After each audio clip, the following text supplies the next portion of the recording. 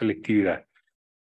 Su afición por los animales viene desde muy pequeño y en el piso del casco antiguo de Vigo no era el sitio ideal para tener animales, pero el futuro aprendiz de veterinario criaba toda clase de animales, desde peces de agua salada y más tarde de agua dulce, que tenían mayor resistencia a fallecer.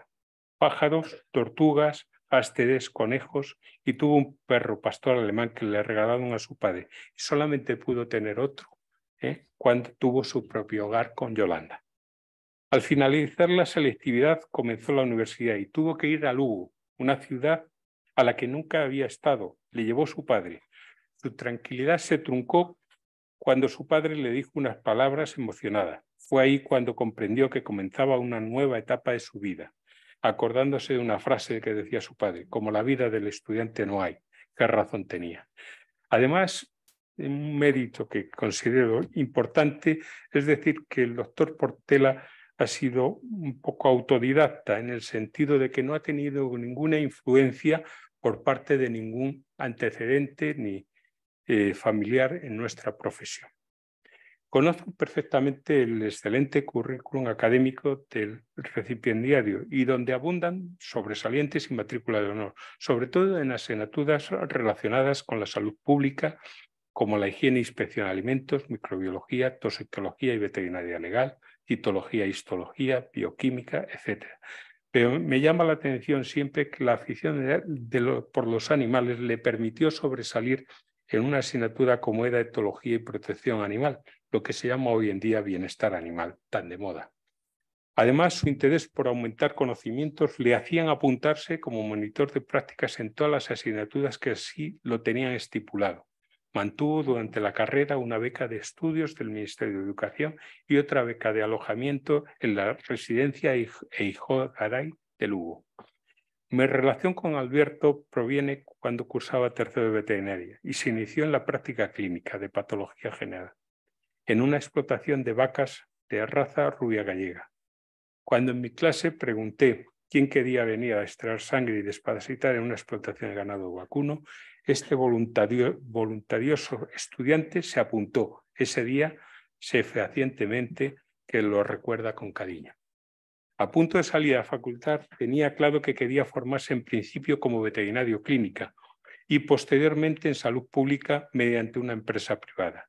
Así solicitó en una clínica de pequeños animales hacer prácticas y empezó a realizar las mismas en la clínica del doctor Jesús Torrón en Vigo, con la suerte, sin saberlo, que era una clínica de mucho prestigio en Galicia. Pero no todo era alegría. El mayor susto lo tuvo todavía como estudiante, cuando le puso una vacuna a un pastor alemán de excelente pedigrí, de gran valor económico.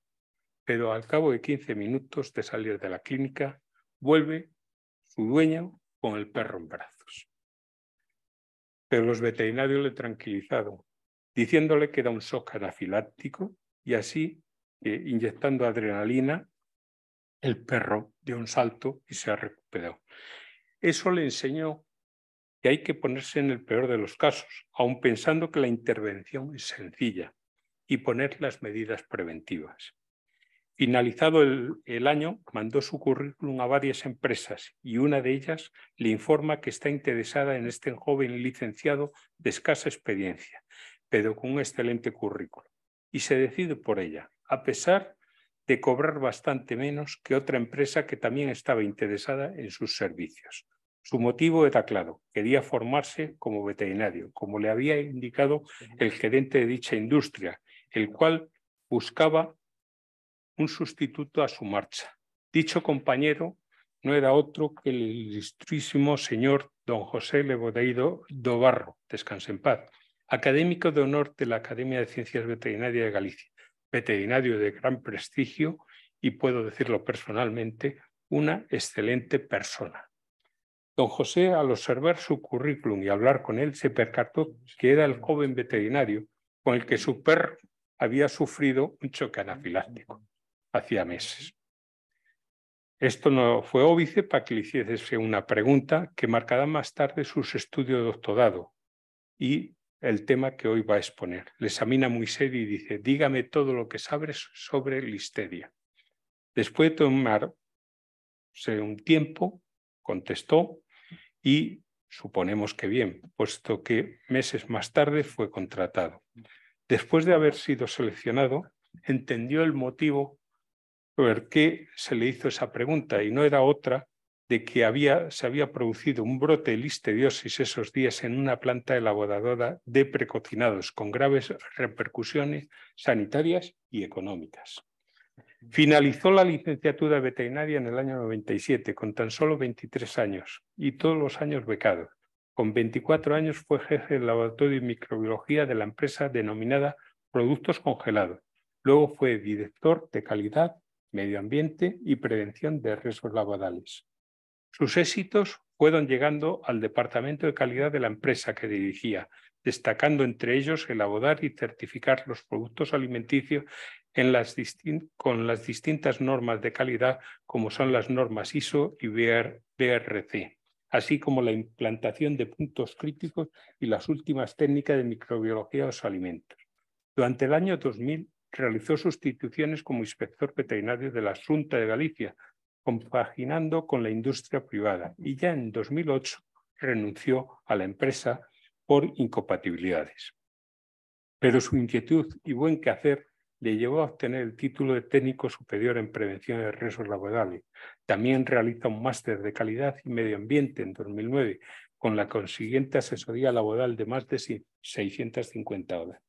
Ejerció como inspector veterinario de salud pública en la zona de Vigo desde el 2009 al 2012 y estuvo en el Comité de Prevención de Riesgos Laborales de la Consellería de Sanidad de la Xunta de Galicia. A la vez defiende en el año 2013 su tesis doctoral y obtiene la calificación máxima de sobresaliente cum laude con el tema caracterización molecular de cepa y listeria monocitógenas aisladas de la industria de platos preparados, que es el tema de su discurso que presenta hoy. Desde 2012 al 2021 desempeña el cargo de inspector veterinario oficial de salud pública en la zona de Ourense, en la Consellería de Sanidad de la Xunta de Galicia. En el 2021 toma posesión en una plaza en propiedad en la Consejería de Sanidad de la Xunta de Galicia, al haber conseguido por oposición una plaza del Cuerpo Facultativo Superior de Instituciones Sanitarias, desarrollando su función de inspector de protección de la salud del Sistema Andaluz de Salud como funcionario de carrera del Grupo A1, nivel 25. Regresa temporalmente en Comisión de Servicio a Galicia en 2021 a la Consellería de Política Social de la Xunta de Galicia como director de residencia de la Xunta de Galicia como funcionario del Grupo A1, nivel 25. Al finalizar la comisión en el año 2022 vuelve a la Consejería de Sanidad de la Xunta de Galicia, de la Xunta de Andalucía, en el mismo cuerpo facultativo como inspector de protección de la salud del Sistema Andaluz de Salud, donde trabaja en la actualidad. El pasado 3 de abril de 2023 salió una resolución en el Diario Oficial de Galicia en la Consellería de Hacienda y Administración Pública, donde se publica una lista de aprobados y aparece el nombre del doctor Portela en el Cuerpo Facultativo Superior de Administración Especial de la Administración General de la Comunidad Autónoma de Galicia, escala de veterinario, subgrupo A1. Entre la multitud de trabajos que tiene, tengo que destacar que ha sido premiado 2 trabajos por su repercusión en la salud pública, como son el Premio de Investigación de la Academia de Ciencias Veterinarias de Castilla y León en 2018 con el trabajo Listeria monocitógenes en la comida preparada y Premio Función Pública Semana Verde de Galicia en 2005 por su trabajo denominado Aplicación del Sistema de Puntos Críticos en la industria de platos preparados calamar a la romana.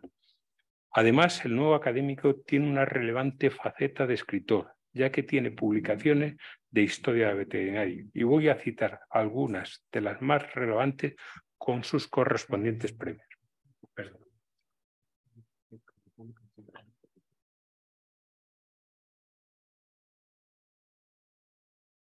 Las obras inéditas de Prado Lameiro, Premio Diputación de Ourense 2022. Xavier Prado Lameiro, Legado Cultural y Social, Premio Diputación Ourense 2021.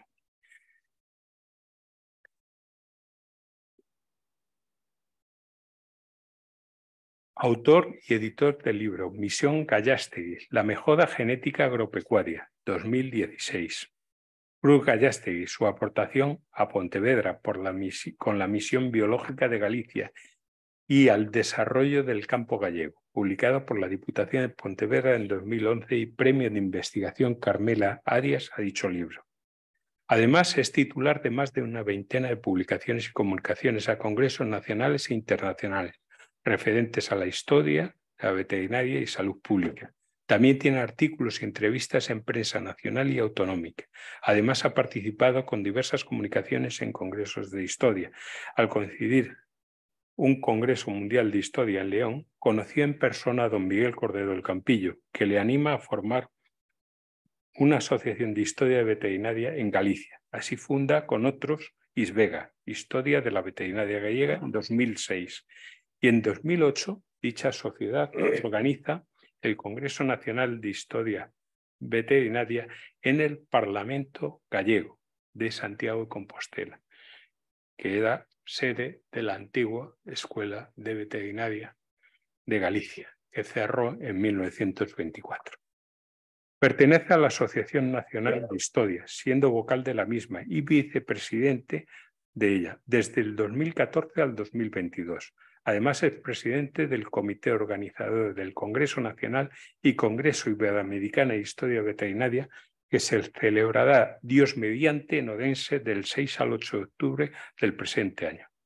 Por último, señalar dentro de su currículum, y no menos importante, que el año pasado en Odense tomó posesión como académico numerario de la Academia de Ciencias Veterinarias de Galicia. También tengo que hacer unos comentarios del tema elegido. El interesante discurso que vamos a escuchar ha sido una brillante lección por nuestro insigne y joven académico, que ha desarrollado de forma ordenada, bien documentada y razonada, haciendo hincapié en la importancia de la seguridad alimentaria, introduciendo de forma precisa sus amplios conocimientos de la Listeria monocitógena, no solo científicos, sino también prácticos.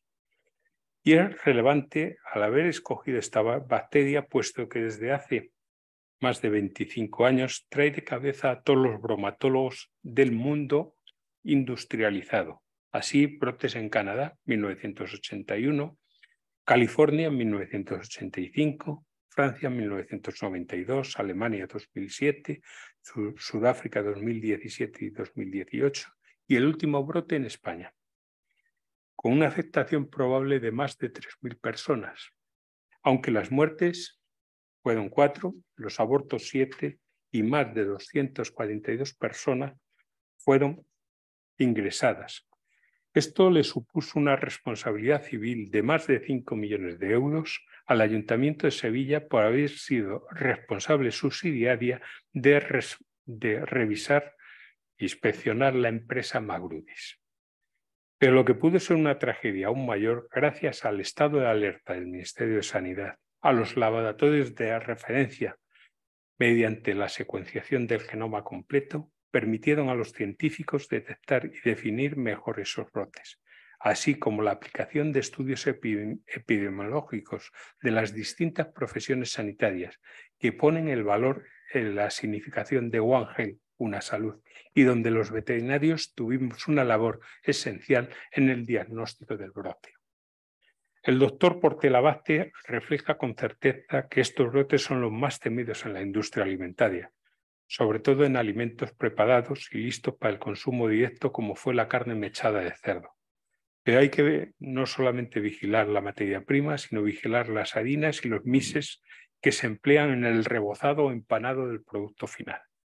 Por supuesto que el muestreo tiene que ser exhaustivo, incluyendo, aparte de las materias primas, la maquinaria y los utensilios en todo momento. Por ello, la desinfección y limpieza de la planta de procesado debe ser íntegra para que durante el procesamiento, manipulación y envasado no pueda padecer ninguna contaminación. El peligro de esta bacteria radica en su naturaleza al formar biopelículas, como explicará el doctor Portela, que le permite crecer en distintas matrices alimentarias y a veces resiste a exposiciones de luz germicida y a temperaturas de refrigeración.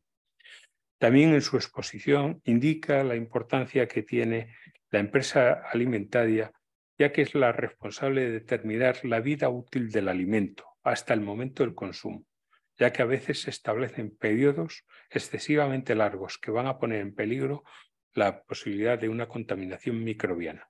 Por último, señalar que la Unión Europea responsabiliza a los Estados miembros de la seguridad alimentaria, de ahí la importancia de los protocolos de alerta, la formación de inspectores y la calidad de los laboratorios de análisis. En este último epígrafe de mi discurso de presentación al ilustrísimo señor o doctor don Alberto Manuel Portela Vázquez, finalizo mi disertación añadiendo en nombre del excelentísimo señor presidente y de las excelentísimas y excelentísimos señores académicos y en reconocimiento a las excelentes cualidades humanas y profesionales del nuevo compañero, felicitarle cariñosamente y dispensarle el más cálido de los recibimientos, ofreciendo la amistad de los académicos y desearle toda suerte en su nueva andadura en esta Real Academia. Por supuesto, hacer extensivas las felicitaciones a Yolanda, a su esposa, a sus hijos, Mauro y Jimena, que se han portado muy bien, ahí, a sus padres, Alberto y Teresa, a su hermana Teresa, así como a toda la familia Portela Vázquez. Mi amigo y compañero Alberto Manuel Portela Vázquez, sé bienvenido en la Real Academia de Ciencias Veterinarias de España. He dicho. Gracias.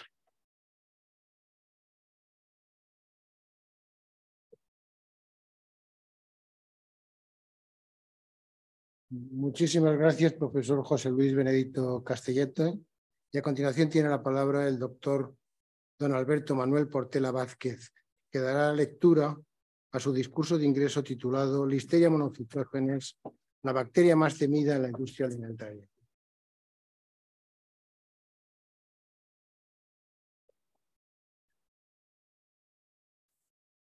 Excelentísimo señor presidente de la Real Academia de Ciencias Veterinarias de España, excelentísimas señoras académicas y excelentísimos señores académicos, señoras y señores, queridos amigos.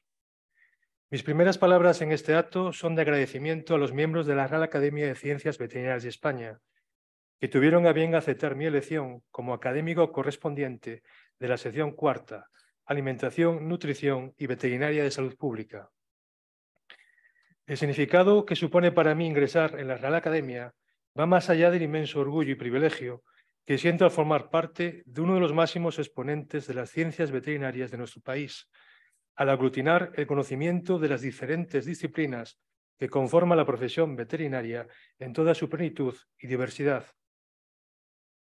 Quiero que sean también palabras de compromiso, implicación y entrega con la institución que hoy me acoge, asumiendo como propios los valores que la rigen. Como manifestó el presidente, el doctor Arturo Anadón, en el encuentro de las academias celebrado en Santiago de Compostela el año pasado, pertenecer a la RADVE lleva consigo un compromiso con la excelencia para mantener el legado científico y divulgador que sus miembros llevan transmitiendo de generación en generación. En este acto tan entrañable para mí, debo volver la vista atrás para recordar y agradecer a todas aquellas personas que han ido aconsejando y ayudando hasta conseguir las metas soñadas, por lo que me gustaría hacerlos partícipes de este momento de satisfacción y felicidad. En primer lugar, quiero agradecer la confianza depositada hacia mi persona por los académicos don José Luis Benedito Castellote, don Elías Rodríguez Ferri y don Francisco Gil Cano, los cuales, considerando que reunía los méritos necesarios, avalaron mi solicitud y me ofrecieron toda su ayuda. El doctor José Luis Benedito es un claro ejemplo de generosidad y amistad verdadera. Fue mi profesor de patología general y el que me dio la maravillosa oportunidad de participar ya en tercero de carrera en unos trabajos de campo, junto con otros compañeros veterinarios. Aún recuerdo cuando se acercó a mi clase y me dijo: el sábado, ¿quiere usted venir a hacer unas prácticas de verdad? Este hecho, que me sorprende que Benedito se acuerde, para un joven estudiante de veterinaria significó mucho. Era mi primer acercamiento al mundo profesional y después de un duro y frío día de trabajo, la satisfacción fue plena y además recompensada con un cálido almuerzo con el resto del equipo, donde José Luis era uno más. Su trato con la gente del mundo agrario es excelente, amante de la veterinaria y luchador incansable de nuestra profesión, por lo que es un merecidísimo presidente del Colegio Oficial de Veterinarios de Lugo. Mi agradecimiento sincero al doctor Elías Rodríguez Ferri, que se involucró plenamente en que alcanzase el objetivo marcado. Para mí, la Facultad de Veterinaria de León, donde Ferri es catedrático emérito, tiene un encanto especial, ya que cuando pienso en León, pienso en veterinaria y viceversa. Es un binomio indivisible. Conocí a Elías en 2018, cuando la Academia de Ciencias Veterinarias de Castilla y León me concedió un premio por un trabajo de investigación. La amabilidad, humildad y la excelente acogida con la que me recibió quedará grabada para siempre en mi memoria. Estas características deben ser comunes a los docentes de aquella facultad, porque me hacía recordar a otro ilustre profesor, don Miguel Cordero del Campillo, humildad y buena gente en estado puro. Gracias al doctor Francisco Gil Cano, primero apasionado compañero que coincidíamos en los congresos de historia de la veterinaria y después con los años amigo. Trabajador incansable y siempre dispuesto a ayudar en todo proyecto que precisa de su colaboración. Con Francisco tengo además la suerte de compartir su ciudad natal, Jerez de la Frontera, mi lugar de destino como inspector de salud pública en el Distrito Sanitario Jerez, Costa Noroeste. Agradecer los sabios consejos de mi general, el doctor Luis Ángel Moreno Fernández Caparrós, siempre preocupado y atento en ofrecer la luz necesaria en los momentos de oscuridad, al que deseo una pronta recuperación. No quiero olvidar en este acto a todas aquellas personas que contribuyeron a mi formación, a quienes fueron mis maestros, en especial en la Facultad de Lugo, que con su entusiasmo supieron transmitir sus enseñanzas de una forma admirable. Mi agradecimiento extensivo a todos los compañeros de trabajo, desde mis inicios en la clínica de pequeños animales, pasando posteriormente a la presa privada, donde tuve la suerte de conocer a quien sería mi mentor, José Leboreiro, que me apoyó en mi carrera y me hizo sentir orgulloso de ser veterinario. A mis compañeros de la Consejería de Sanidad de la Xunta de Galicia, en mis años en Ocar Valliño, encontré la madurez profesional, donde su tierra y sus gentes me cautivaron desde el principio.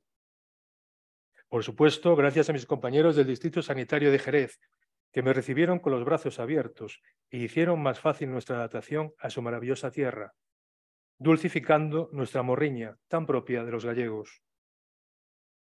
A nivel personal, quiero dar las gracias a mi familia, que siempre es lo más importante de mi vida. Con un recuerdo emocionado a mis padres, que sentirían un gran orgullo y satisfacción por este nombramiento. Mis padres pusieron los medios para que sus hijos obtuvieran una buena formación, con una educación basada en valores, inculcándonos los principios de superación y sacrificio. Mi profundo agradecimiento a mi mujer, Yolanda, porque durante todos estos años has estado siempre a mi lado, para ayudarme a superar los momentos difíciles, poniendo orden en los muchos proyectos que comenzamos y otros que vendrán. Lo mejor nuestros hijos, Mauro y Jimena, a vosotros os debo saber valorar y disfrutar de las cosas que más importan en la vida. Y me gustaría finalizar con los amigos, esos que me honran con su amistad. Mi más sincero agradecimiento, al igual que todas aquellas personas que no pude citar individualmente y que me acompañaron hasta ahora en este camino, muchos de los cuales estáis hoy aquí, compartiendo este importante acto de mi vida. Y sin más preámbulos, voy a proceder a la lectura del discurso de ingreso titulado Listeria monocitógenes, la bacteria más temida de la industria alimentaria. Antes de empezar, me gustaría decir que fueron varias las incertidumbres que me asaltaron a la hora de elegir el tema propuesto, pero me parece oportuno que sea la Listeria mi compañera de viaje en este día tan especial, ya que me acompaña desde el inicio de mi carrera profesional, cuando el señor Leboreiro me preguntó: dígame todo lo que sepa de Listeria monocitógenes. En esa época, el enorme impacto sanitario de esta bacteria se puede resumir en la frase acuñada por la prensa americana, que hablaba de la histeria de la listeria. Hoy, 25 años más tarde, ese temor continúa existiendo, tanto en la industria alimentaria como en las autoridades sanitarias. Por eso parece oportuno explicar el porqué de ese miedo, y lo intentaré hacer en dos partes. La primera analizando las características microbiológicas de Listeria monocitógenes y la enfermedad que provoca, la listeriosis. Y la segunda estudiando su presencia y control en la industria alimentaria, para concluir con un caso práctico donde confluyan ambas partes. A modo de introducción histórica, decir que el género Listeria recibe su nombre en honor al cirujano y microbiólogo británico Lord Lister, considerado uno de los padres de la microbiología junto a Pasteur y Koch. Es interesante destacar, para no llevar equívocos, que Lister no tuvo relación con Listeria, ya que esta fue descubierta 14 años después de su muerte. Era el año 1926, cuando Murray y colaboradores de la Universidad de Cambridge describen por primera vez al agente causal de una epidemia que afectó a los conejos y cobayas de su laboratorio y que bautizaron como Bacillus monocitógenes. El proceso infeccioso se caracterizaba por la presencia de lesiones necróticas en el hígado, acompañadas de leucocitosis mononuclear, es decir, monocitosis, de aquí su nombre. Posteriormente, otros investigadores aislaron la misma bacteria y le dieron diferentes denominaciones. Esta confusión fue resuelta en los años 50 por un conocido taxónomo alemán, Heinz Siliger, quien en honor a Lister impuso el nombre de Listeria monocitógenes. La listeriosis se venía considerando durante mucho tiempo como una patología típicamente animal. La enfermedad solía aparecer en forma de casos esporádicos y su epidemiología era una auténtica incógnita. Sin embargo, a partir de los años 80, la presentación de brotes epidémicos en humanos permitió establecer por primera vez la relación directa de listeriosis con el consumo de alimentos contaminados con Listeria monocitógenes. Taxonomía y características. Desde el punto de vista microbiológico, Listeria monocitógenes es un bacilo gram positivo, anaerobio facultativo y no tiene capacidad de formar esporas ni cápsulas. Esta bacteria tiene la característica de la movilidad, al presentar flagelos períticos a temperaturas inferiores a 28 grados, que se inactivan a temperaturas superiores. Su temperatura de crecimiento oscila entre 1 y 45 grados, con un intervalo óptimo entre 30 y 37 grados centígrados. Todas las cepas de la especie son oxidasa negativa, catalasa positiva, hidrolizan la esculina y producen ácido, pero no gas, en la fermentación de carbohidratos. Listeria monocitógenes es el microorganismo más importante del género Listeria, que lo componen a día de hoy 28 especies, 5 de ellas descubiertas recientemente en el año 2021, lo que demuestra su enorme actualidad. De las 28 especies de este género, únicamente 2 son patógenas: Listeria monocitógenes, asociada con infección en humanos y animales, y Listeria ivanovi, asociada únicamente con infección en animales. Listeria monocitógenes incluye un amplio espectro de cepas que difieren en su virulencia y patogenicidad. Ello se debe a que presenta una enorme variabilidad intraespecie, existiendo hasta el momento 13 serovariedades reconocidas, clasificadas en base a los antígenos somáticos O y flagelares H, detectados mediante anticuerpos. Sin embargo, solo 3 serotipos son los responsables del 90% de las infecciones clínicas, 1,2A, 1,2B y fundamentalmente el 4B. La diversidad genética que existe entre algunos serotipos es tan grande como la que existe entre algunas especies de Listeria. A nivel de cepas se logró una mayor caracterización y diferenciación mediante el desarrollo de métodos moleculares que incluyen electroforesis en gel de campo pulsado y tipificación de secuencias multilocus. Así se demostró mediante la secuenciación de 7 genes que Listeria monocitógenes forma una población que consta de 4 linajes divergentes y cada linaje incluye serotipos específicos. El linaje 1 comprende los serotipos 1, 2B, 3B, 4B, 4E y 7. Es el responsable de la mayoría de las epidemias de listeriosis, debido a su alto potencial patogénico. El serotipo 4B está en el 96% de los aislamientos. El linaje 2 engloba los serotipos 1, 2A, 1, 2C, 3A y 3C. Es el más frecuente en los alimentos y está relacionado con casos esporádicos de brotes. Presenta un potencial patogénico medio. Los linajes 3 y 4 raramente causan la enfermedad, al presentar un potencial patogénico bajo. Predominan en fuentes animales. Aunque la tipificación de secuencias multilocus proporciona genotipos y nomenclatura altamente estandarizada, carece del poder discriminatorio requerido para la vigilancia epidemiológica. Hoy en día, la secuenciación del genoma completo es la herramienta más poderosa para investigar brotes y realizar estudios biológicos de población. Estas técnicas utilizan una combinación de secuencias del genoma central que cubre 1.748 genes.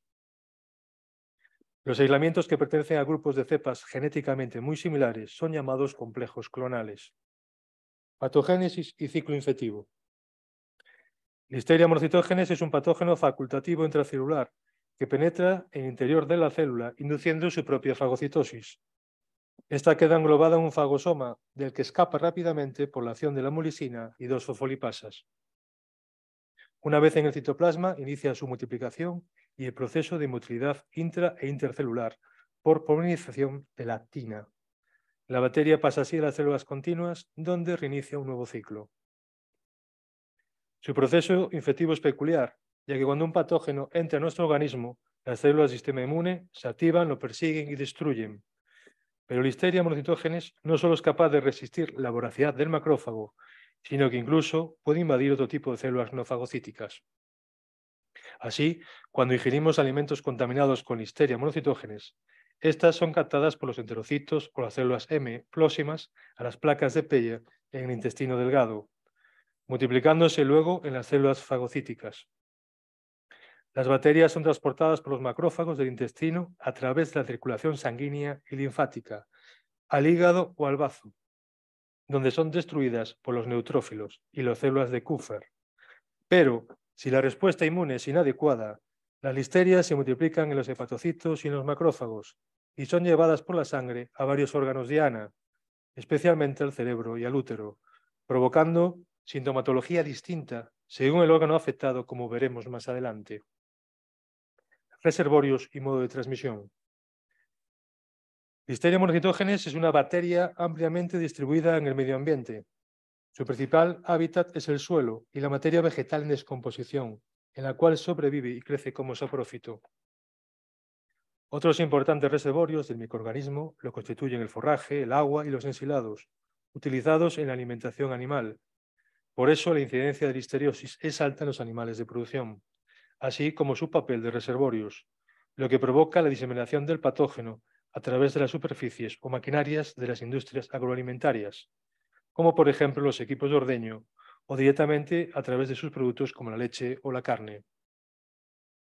Su ubicuidad en el medio ambiente determina el alto riesgo de contaminación durante los procesos de fabricación de alimentos. Por eso, la principal vía de transmisión en el ser humano es a través del consumo de alimentos contaminados, siendo los de mayor incidencia la leche cruda, quesos elaborados con leche no sometida a un tratamiento térmico, alimentos listos para el consumo como patés, productos cárnicos en lonchas, vegetales contaminados o productos de pesca ahumados. Existen otras vías de contagio menos frecuentes que los casos de transmisión alimentaria, pero con un gran impacto clínico. Son los casos de transmisión vertical, que ocurren principalmente cuando el patógeno atraviesa la barrera placentaria de madre a hijo o la infección ocurre a través del canal del parto. También se notifican pequeños brotes de transmisión nosocomial no asociada a alimentos, generalmente en unidades de neonatos y atribuidos a contaminación cruzada, ya sea por fómites, equipos humanos. Otro modo de transmisión es de animal infectado a persona, por contacto directo con material contaminado. Esto sucede, como bien sabemos, sobre todo en la profesión veterinaria y ganadera. Cuadro clínico y sintomatología. La infección generalmente comienza alrededor de las 20 horas después de la ingestión del alimento contaminado y conduce a una enfermedad leve y autolimitada en personas inmunocompetentes que causa síntomas gastrointestinales o similares a la gripe. Es la listeriosis denominada gastroentérica. Pero en otros casos, después de un periodo de incubación más largo, de unos días a 2 semanas, la infección puede causar una enfermedad grave que ponga en peligro la vida. A menudo se manifiesta con septicemia, encefalitis y meningitis, particularmente entre personas de edad avanzada e inmunodeprimidas. Esta es la listeriosis invasiva, un serio problema para la salud pública, debido a su alta mortalidad, que puede llegar hasta un 20 o 30%, especialmente en los grupos de riesgo. Además, la infección por Listeria monocytogenes durante el embarazo puede infectar al feto y provocar un aborto espontáneo y muerte fetal, incluso después de 67 días de la ingestión del alimento contaminado. Las manifestaciones clínicas dependerán de la dosis infectiva, de la ruta de infección, así como del estado inmunitario y la edad del individuo. A pesar de que la dosis mínima infectiva varía mucho dependiendo de la cepa, así como de la susceptibilidad del hospedador, se establece que la dosis infecciosa de Listeria monocytogenes es de al menos 100 células viables por gramo de alimento, y esta cifra aumenta hasta 10 elevado a 4 en el caso de la población sana. Sin embargo, aún existen lagunas en la comprensión de la relación dosis-respuesta y del papel que juega la virulencia de la cepa implicada, así como su interacción con el hospedador. Principales brotes epidémicos. Listeria monocytogenes es la principal causa de muerte entre las infecciones transmitidas por alimentos en los países industrializados.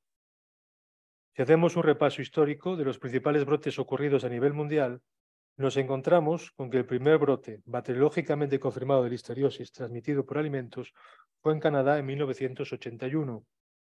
Es decir, relativamente reciente. Se trataba de ensalada de coles conservada a temperatura de refrigeración. Fueron 41 las personas infectadas con un total de 18 muertos. 4 años más tarde apareció en California un nuevo brote de consideración, estando implicado un queso elaborado con leche pasteurizada. La cifra ascendió a 142 afectados con 48 óbitos. La fábrica fue cerrada y nunca más volvió a abrir. Otro importante brote ocurría en Francia en 1992. El producto implicado en esta ocasión era lengua de cerdo, con 279 personas afectadas y 88 muertos. Alemania en 2007 notificaba un brote que afectaba a 189 personas con 26 fallecidos. El alimento implicado era nuevamente el queso. El brote mundial de listeriosis más grave notificado en la historia hasta el momento es el ocurrido entre el año 2017 y 2018 en Sudáfrica, con 1.060 casos y 216 muertes, y se debió al consumo de un producto cárnico procesado, en concreto salchichas al estilo de Bolonia. En 2019, España notifica un brote de 207 casos confirmados de listeria. Posteriormente, se ha comprobado que este valor era superior, hasta alcanzar la cifra de 245 personas afectadas, con 4 fallecidos y 7 abortos. El producto contaminado era carne de cerdo. Dado que hubo 3.021 casos probables, se considera el brote de listeriosis más grande informado en Europa hasta la fecha. En todos estos brotes, el serotipo implicado fue el mismo, el serotipo 4B. Situación actual. La listeriosis se incluye entre las enfermedades de declaración obligatoria en España a partir de la orden ministerial de 2015. Es de declaración semanal con envío de datos epidemiológicos. Desde ese año se dispone de información real de esta enfermedad, declarada por las comunidades autónomas al Centro Nacional de Epidemiología. Antes la declaración era voluntaria. Según los últimos datos publicados por la Autoridad Europea de Seguridad Alimentaria, correspondientes al año 2021, los Estados miembros notificaron 2.183 casos de listeriosis, con una tasa de notificación del 0,49 por 100.000 habitantes. Si hacemos una comparativa con las principales enfermedades de transmisión alimentaria, veremos que la incidencia de listeriosis se sitúa en el 5º lugar de la Unión Europea, detrás de la campylobacteriosis, salmonelosis, yersiniosis o E. coli productor de toxina SIGA. Sin embargo, ocupa el primer puesto como la bacteria más temida de la industria alimentaria. La listeriosis preocupa y mucho porque se trata de una enfermedad de transmisión alimentaria con mayor tasa de hospitalización y letalidad. Así, el 42% de las personas afectadas por listeriosis ese año requirió hospitalización y fallecieron 196, lo que supone una tasa de mortalidad del 13,7%. El número de brotes de listeriosis transmitida por los alimentos sigue en aumento, superando los niveles previos a la pandemia.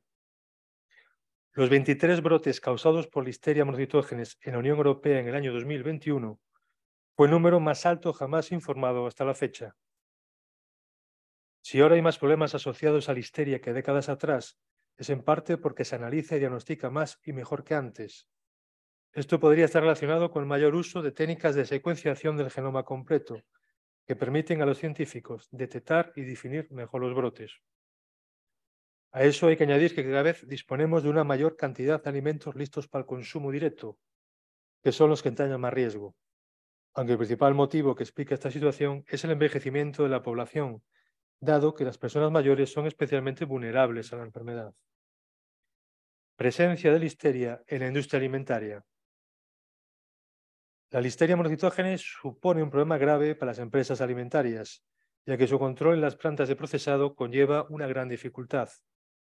Su ubicuidad en el medio ambiente determina el alto riesgo de contaminación durante los procesos de fabricación de alimentos. La industria primero debe tomar en consideración la posible presencia de listeria en las materias primas, porque afectan de manera significativa al producto acabado, especialmente si el producto no pasa por un tratamiento térmico suficiente. Y en este punto, cuidado con determinadas materias primas que a priori no parecen problemáticas y son la fuente de entrada en la fábrica. Mi experiencia, recorriendo empresas de precocinados, me ha demostrado que el origen de la listeria monocitógenes en el producto terminado no eran los alimentos que podíamos presumir que estuviera al ser más favorable su crecimiento, como era la carne de pollo, pescado o moluscos, sino que eran las harinas y los mises con que se elaboraba el encolante la vía de entrada del microorganismo. A esta conclusión solo se pudo llegar gracias a la caracterización molecular de las cepas aisladas en la industria durante años, ya que identificamos pulsotipos idénticos en el producto final con los hallados en la harina, que no existían en otras materias primas. Listeria monocitógenes también puede introducirse en las fábricas como resultado de la contaminación cruzada por parte de los manipuladores de alimentos. Además, se puede encontrar en las superficies húmedas y con una mala eficacia de limpieza en las plantas procesadoras de alimentos, que constituyen importantes reservorios de listeria, dando lugar a una elevada presencia en los materiales.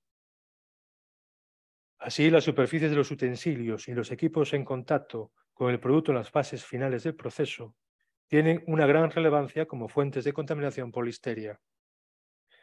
Listeria monocitógena resiste la limpieza y desinfección y persiste, por lo tanto, en la planta de procesado durante largo tiempo, incluso años, lo que facilita la contaminación de los alimentos durante procesamiento, manipulación y envasado. Su especial capacidad para formar biopelículas, que se definen como comunidades de microorganismos que crecen adheridos a una superficie, favoreciendo su resistencia antimicrobiana, así como su adaptación a las concentraciones subletales de desinfectantes, junto con la existencia de nichos en las instalaciones y en los equipos que son difíciles de limpiar, se han identificado como elementos contribuyentes claves en la persistencia del patógeno. No se trata de que Listeria monocitógenes sea especialmente resistente a los desinfectantes empleados en la industria alimentaria, sino más bien a la incapacidad de desalojar estos agentes de las superficies de la maquinaria, siendo por lo tanto el diseño higiénico y el buen mantenimiento del equipo tan importantes como los propios protocolos de limpieza y desinfección. En nuestra experiencia hemos podido verificar este extremo con precisión, de tal modo que existen muchas superficies en las fábricas estudiadas en donde no solo es difícil la correcta limpieza y desinfección, sino el propio muestreo para verificar la existencia o no del patógeno, lo cual puede justificar la baja incidencia en las superficies muestreadas, dándonos una falsa seguridad. La ubicuidad de Listeria monocitógenes es el resultado de una extraordinaria capacidad para adaptarse a las condiciones de estrés que se encuentran en diferentes entornos y por ello persiste en ambientes donde se procesan alimentos. Así prolifera en distintas matrices alimentarias, donde puede estar expuesta a altas concentraciones de sal, pH ácido, luz germicida y especialmente a temperaturas de refrigeración que proporciona un ambiente donde compite con éxito contra los microorganismos mesófilos antagonistas. Listeria ha desarrollado una plétora de estrategias moleculares que permiten tolerar el estrés de manera muy eficiente. Esta extraordinaria capacidad es crucial para sobrevivir y explotar nichos ambientales en condiciones que otros microorganismos no pueden soportar.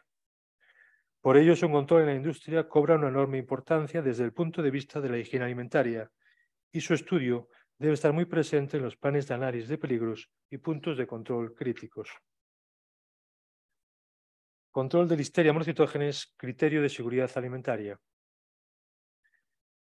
Un buen ejemplo que nos indica que Listeria monocitógenes recibe un control específico en la industria alimentaria es la propia legislación, ya que el Reglamento 2073/2005, relativo a los criterios microbiológicos aplicables a los productos alimenticios, hace varias menciones especiales a la listeria que no las hace con ningún otro microorganismo.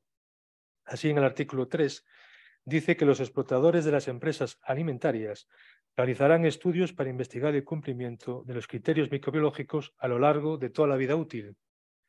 Esto es aplicable especialmente en los alimentos listos para el consumo que puedan permitir el desarrollo de Listeria monocytogenes. Y en el artículo 5 menciona que cuando se produzcan alimentos listos para el consumo susceptibles de plantear un riesgo de Listeria monocytogenes, el operador deberá tomar siempre muestras de las zonas y del equipo de producción como parte de su plan de muestreo con el fin de detectar su posible presencia. El Reglamento 2073/2005 viene a desarrollar el Reglamento 852 del 2004 relativo a la higiene de los productos alimenticios, cuando manifiesta en el artículo 4 que los operadores de la empresa alimentaria adoptarán medidas de higiene específicas como es el cumplimiento de los criterios microbiológicos. La normativa establece como criterio de seguridad alimentaria a la Listeria monocytogenes, que deberán cumplir los alimentos listos para el consumo, que son aquellos alimentos destinados por el productor o el fabricante al consumo humano directo, sin necesidad de cocinado u otro tipo de transformación eficaz para eliminar o reducir a nivel aceptable los microorganismos peligrosos. Los criterios de seguridad alimentaria establecidos en el citado reglamento para Listeria monocytogenes son los siguientes. Categoría de alimentos listos para el consumo, destinados a lactantes y usos médicos, límite no detectado en 25 gramos y se aplica en productos comercializados durante su vida útil. Otra categoría es la de alimentos listos para el consumo, que no pueden favorecer el desarrollo de Listeria monocytogenes, cuyo límite se establece en 100 UFC gramos y se aplica en productos comercializados durante su vida útil.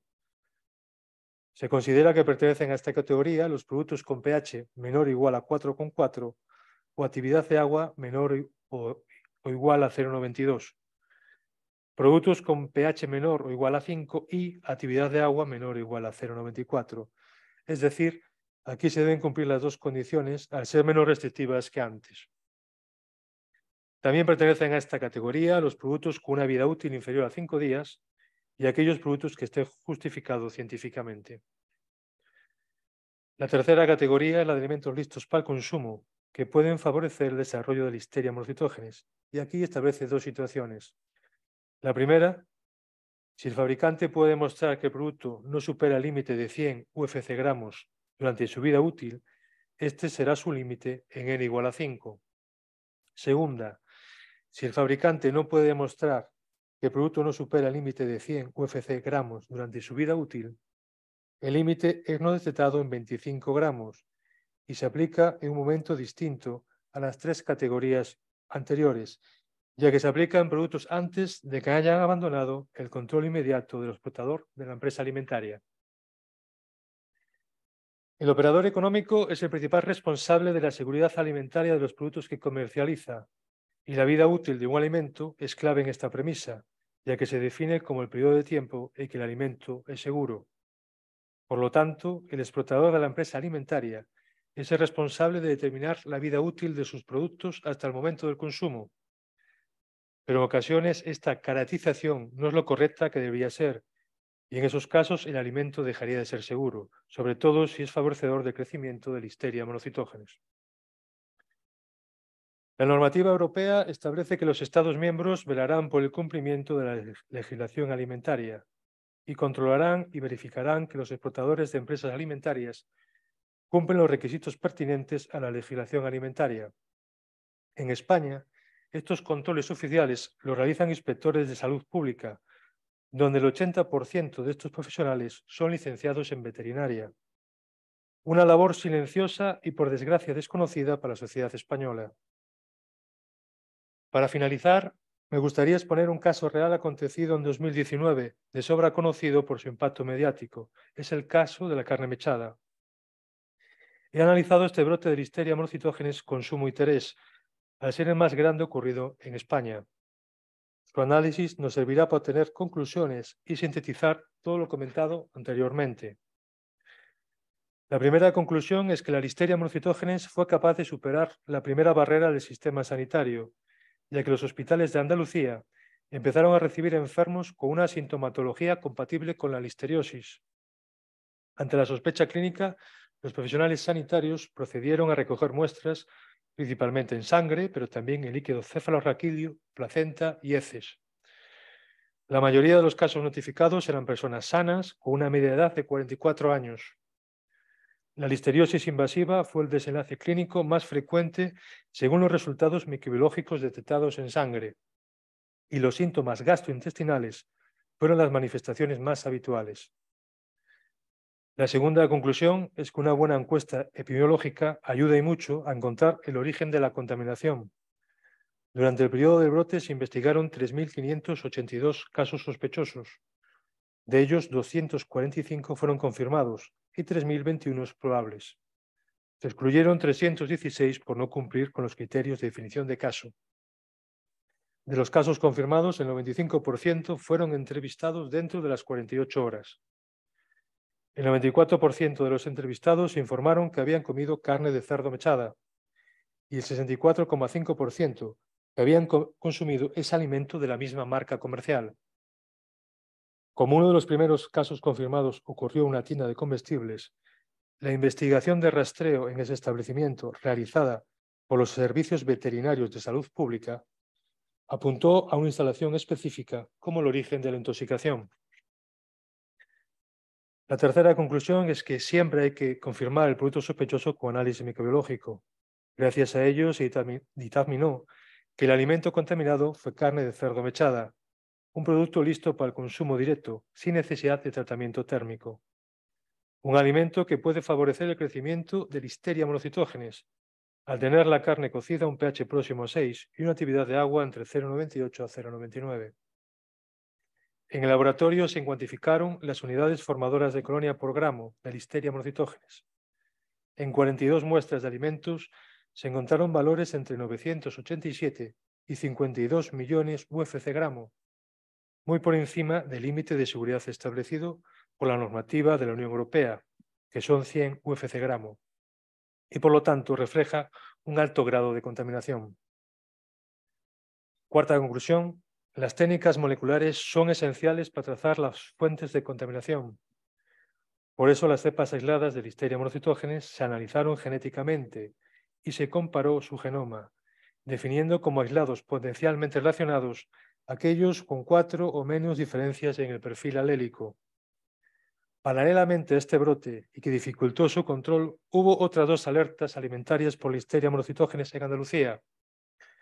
La secuenciación del genoma completo demostró que había al menos 5 diferencias alélicas en los perfiles genéticos y, por lo tanto, estas 2 alertas no estaban relacionadas con el brote, razón por la que se excluye de toda responsabilidad judicial y sanitaria con el brote de la carne mechada, un proceso, por cierto, que continúa abierto en los tribunales. Los análisis de ADN identificaron que las cepas de los alimentos y de los enfermos presentaban idénticos pulsotipos y además confirmaron que la carne de cerdo rellena, contaminada, procedía de una sola instalación que fue identificada como la fuente de la infección. Para llegar a esta conclusión, la cepa del brote se identificó en 189 muestras humanas, en 82 muestras de alimentos y 5 ambientales.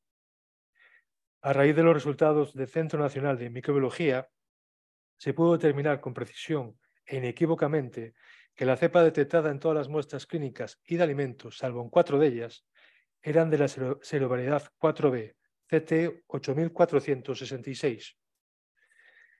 Quinta, afortunadamente su letalidad fue muy baja, el 1,6%. Los 4 pacientes que lamentablemente fallecieron en este brote tenían más de 70 años y uno padecía una neoplasia maligna. Esta mortalidad no coincide con los brotes históricos comentados anteriormente. Las autoridades lo asociaron con la rápida información y publicidad transmitida a la sociedad. Sin embargo, este argumento parece poco sólido y, estudiada la bibliografía, creo más convincente que la baja mortalidad se deba a que la cepa 8466, causante del brote, fue una cepa hipovirulenta, frecuente en los productos cárnicos. Otra justificación puede ser que afectó mayormente a personas sanas y jóvenes que son más resistentes a la enfermedad. Sexta, el clon hipovirulento se adapta bien a los entornos de procesado de alimentos, con una mayor prevalencia de los genes implicados en la resistencia al estrés y a la tolerancia a los desinfectantes. Estas características concuerdan con el brote de la carne mechada, ya que existió contaminación ambiental en la industria alimentaria. En concreto, se aisló en los carros y mechadoras de la fábrica. Séptima, destaco, en mi opinión, dos elementos claves en el origen del brote. Primero, el poco conocimiento del proceso productivo y APPC demostrado por el proveedor económico. Y segundo, la mala caletización de la carne mechada referente a su vida útil, dándole el fabricante 3 meses de vida, cuando el pico de pacientes hospitalizados se produjo coincidiendo con el tercer mes del producto elaborado, por lo que sospecho que su vida útil no estaba bien definida.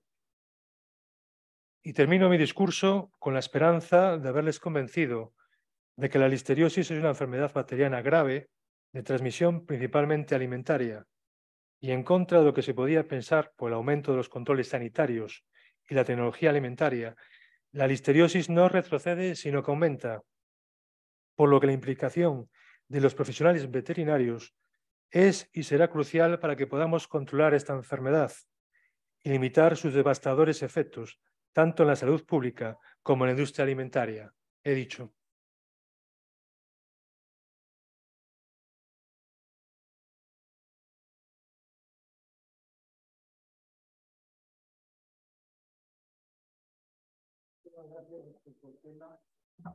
Y a continuación prestará el juramento ante el secretario general de esta institución.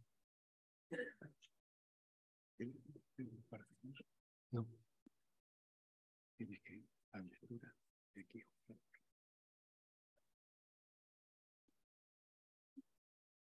Yo, Alberto Manuel Portela Vázquez, doctor en veterinaria por la Universidad de Santiago de Compostela, prometo acatar los estatutos vigentes de la Real Academia de Ciencias Veterinarias de España, en virtud de mi nombramiento como académico correspondiente, dando testimonio de ello mediante la firma rubricada que estampo, junto a la del señor presidente y la del señor secretario general en este documento de toma de posesión.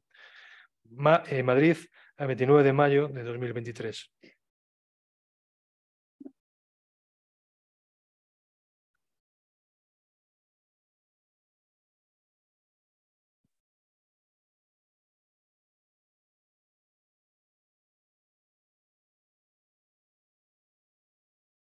Muy bien.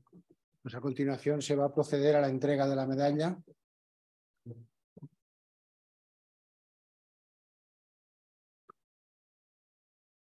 En nombre de Su Majestad, el Rey de España, le impongo la medalla que le corresponde.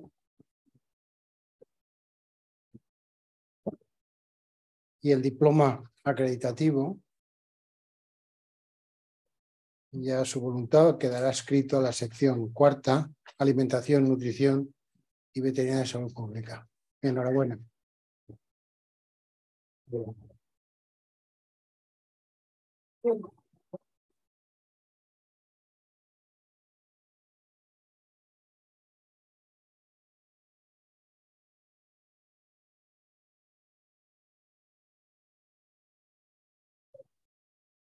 Muy bien, pues se levanta la sesión. Muchísimas gracias a todos por su presencia en este acto.